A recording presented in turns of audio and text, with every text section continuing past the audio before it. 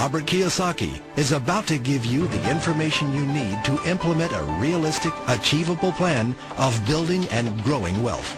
קיוסאקי is the New York Times best-selling author of, among other books, Rich Dad, Poor Dad. To date, the series has sold 20 million plus copies worldwide. Today, קיוסאקי shares his revolutionary wisdom with you, just as his rich dad shared it with him. The story of Rich Dad, Poor Dad is really a story of two different fathers with two different sets of values and completely different sets of advice.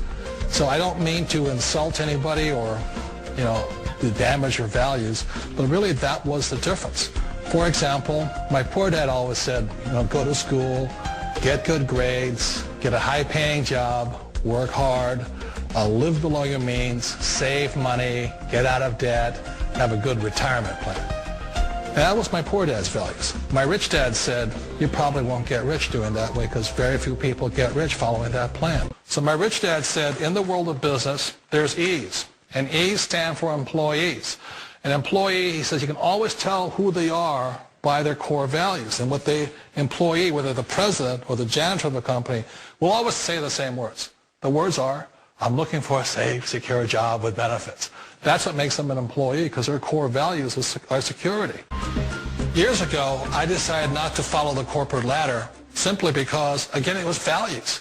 My poor dad always said, go to school and get a high-paying job with the government or a big corporation.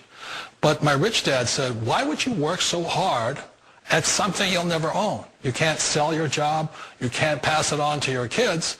So to me, it never made any sense. The other one of the four is the S, or the small business owner or the self-employed. And again, their core values will cause them to use the same words, which are, if you want it done right, do it by yourself. S means they're also solo. They're generally one-person act, or they operate by themselves.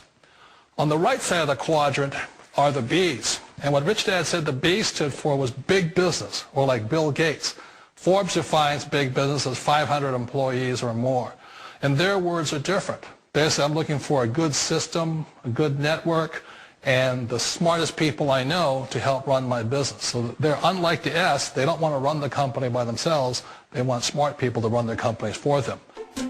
One of the challenges of being self-employed is that you're your own boss. You're the solo act. Like in the S quadrant, you're the individual. You do it on your own. Whereas in the B quadrant, you're a team player. You have to depend upon your team and count on your team. So the problem with being an S is that, let's say you're in a traffic accident, there goes your income.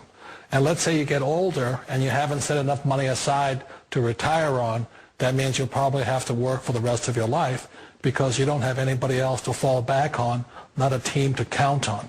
So one of the problems with the S, although most people say it's the most satisfying of all work, it is a solo act, and you're totally on your own. Personally, I'd rather be a member of a team if they can count on me and I can count on them. And then the fourth of the quadrant is the I, and I stands for investor. These are people who have money work hard for them. These people are people who have people work hard for them. And these are the people that work hard for the rich here. So early on in my life, it was my poor dad who always said to me, Robert, go to school and get a high-paying job. And so my poor dad's core value was to be an employee. He wanted job security, promotions, a steady paycheck, and all this. And so it was my rich dad who said to me, he says, Robert, if you really want to be rich, learn to build businesses. It made more sense to him to work hard to build a business, something you owned and something you could pass on for generation to generation to your kids.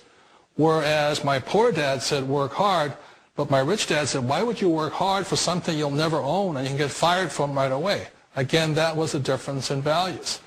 So my rich dad suggested I learn how to be a business owner and learn how to be an investor.